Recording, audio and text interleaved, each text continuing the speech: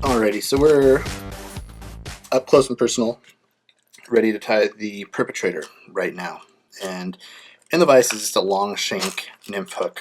I use a little bit shorter nymph hook myself, but anyone will do. Or if you're tying on a shank, or you can tie this on a tube. I mean, it's an incredibly little versatile pattern that you can do on a number of different stuff.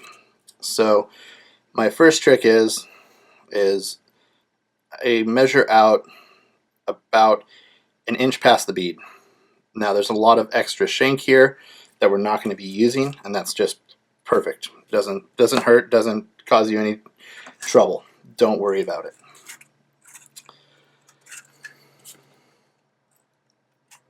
So next up we need to do our stinger hook, and the way that I like to do my stingers is with a wire, and I'm using Senyo's wire. And this is a size 6 or smaller. You can use the larger one. It will fit through the eye of the hook on the C14S. So I selected the C14S because I found that other wires were getting bent out and destroyed, and the hooks, and yeah, just generalized trouble. So what I do is I half hitch that on there, and we'll go ahead and we'll start wrapping this forward. And I make these wraps somewhat decent just to get my idea of where I'm going to be, and then I trim the wire. And on your arrow point scissors in the back here, there's actually a little groove. That's for cutting wire. Don't use the tips of your scissors, guys. That is bad. So what I do is I wrap this wire back underneath, and you can use pretty much any thread, by the way, for this pattern. It's not very specific. You're not going to see the thread. So you want to be careful where you've cut the wire not to break your thread. And then I just wrap it down incredibly well.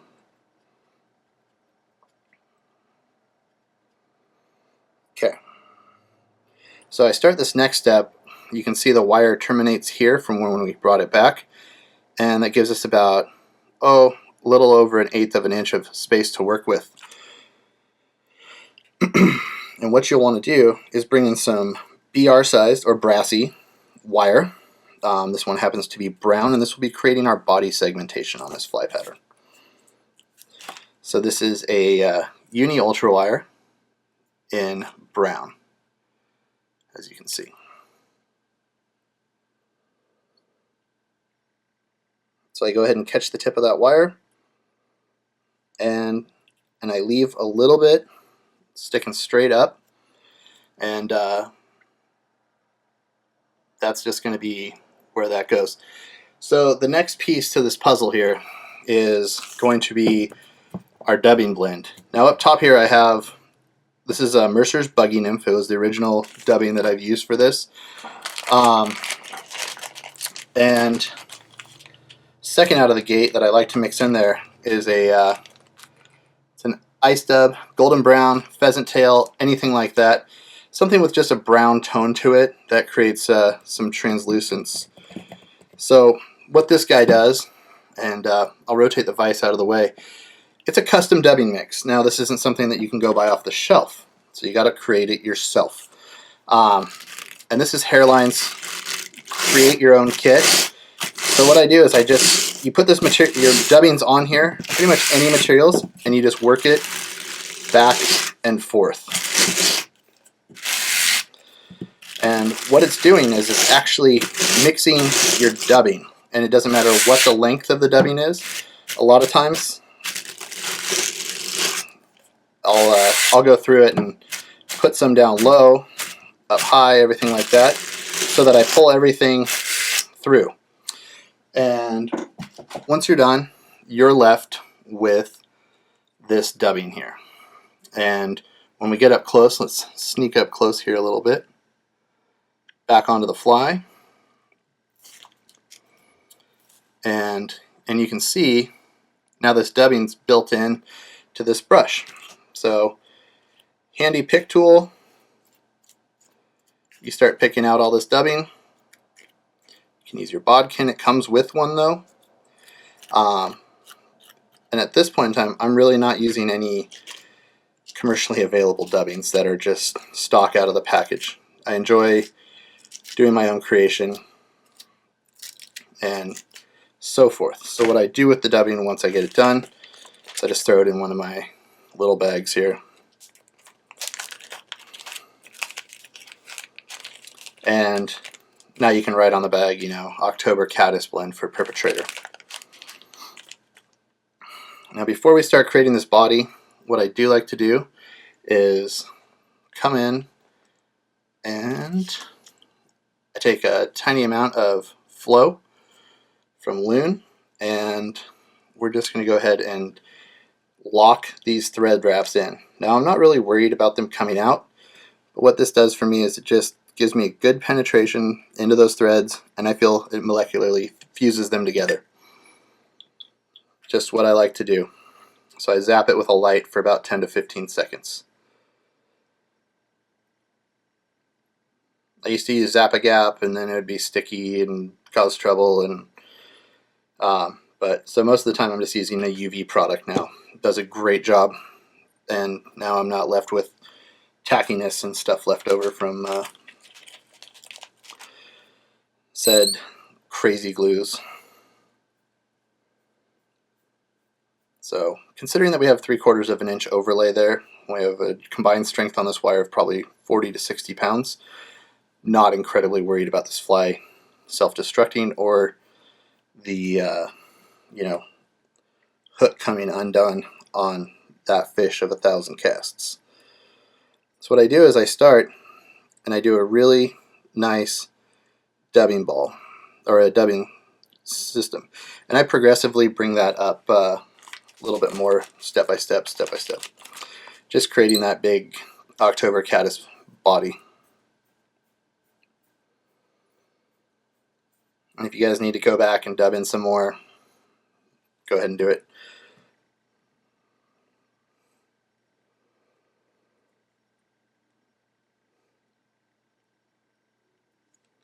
And probably one more wrap will get us to where we want to be here, or one more little pinch of dubbing.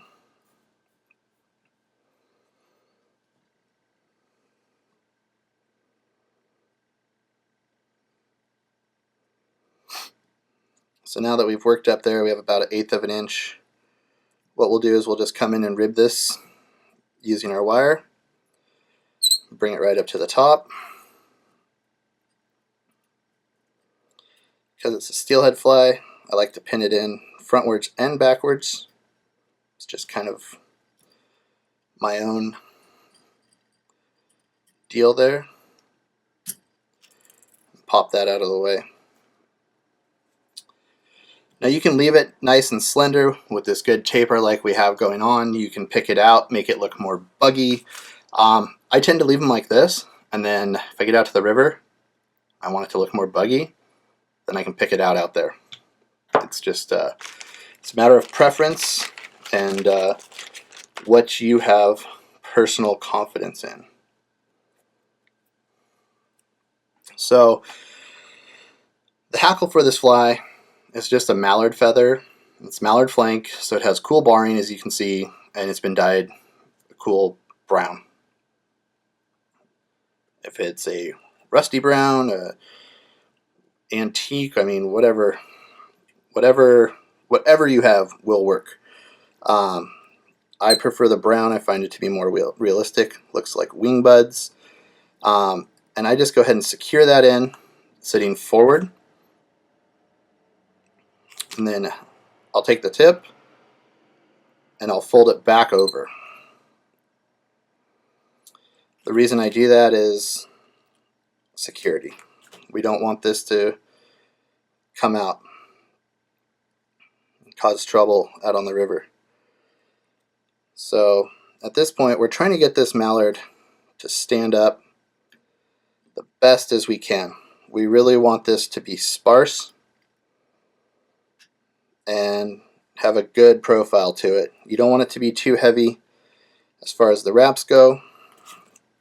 So I go about 2 to 3, depending on how we're looking, and then I'll secure everybody in with 3 wraps and trim. This guy split a little bit on me. That's fine. It's not too bad there. Then what I do is I wrap back down over all these guys. And I actually enjoy that concave coming outwards. It goes against everything you may think you want with a fly. You want it to like look really killer like in your vise. But I found that when they concave outwards and flare out, making that kind of a bell shape, that they're going to move more in the water and they're going to stand up a little bit better as they're coming through different speeds of current.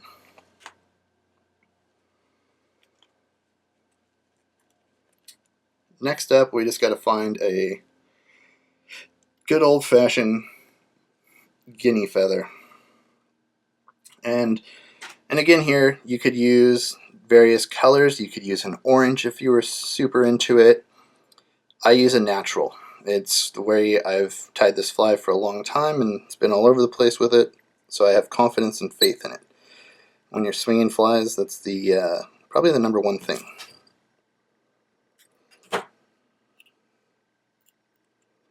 So we get that really well tied in there, and I use the whole Guinea Feather. I've stripped off the fluff, and now we just do a palmer job forward. Again, it works out to be about 2 or 3 wraps. It creates a little bit more business. I like the mottled look. I feel like it creates like a synthetic movement. We double back over to secure that in. And you can see those mallards like to stick together. You can, and it doesn't matter if they're sticking together a little bit. I mean, it's not going to make or break anything. And last but not least, we're going to color with a UV ice dub, or an ice dub in peacock black. This is one of my favorite colors. It's going to simulate that darker head of that caddis. And the way that I do that, I just do it in a dubbing, you know, just standard dubbing style, nothing special, no loops. And I just put way more on there than you would need. Walk it up to the front of the bead. Sorry about the squeaky. But whip finish once and twice.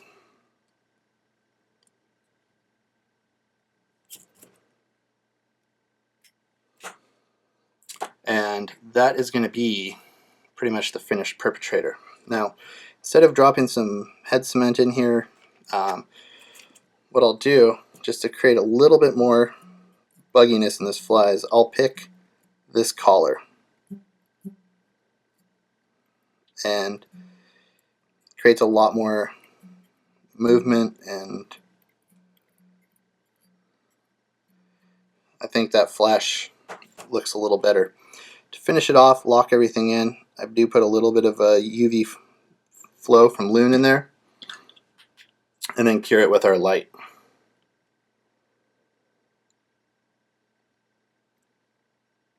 And that's going to be actually just acting as my head cement. I don't wait for head cements to dry anymore. With the finishes that are available these days, it's pretty simple. So as you can see, as we spin that guy, it's got a cool profile no matter which way it's swinging in the water. It's going to be fishing. No topsies, bottoms, any of that stuff. The last little trick that I do, throw it in the vise.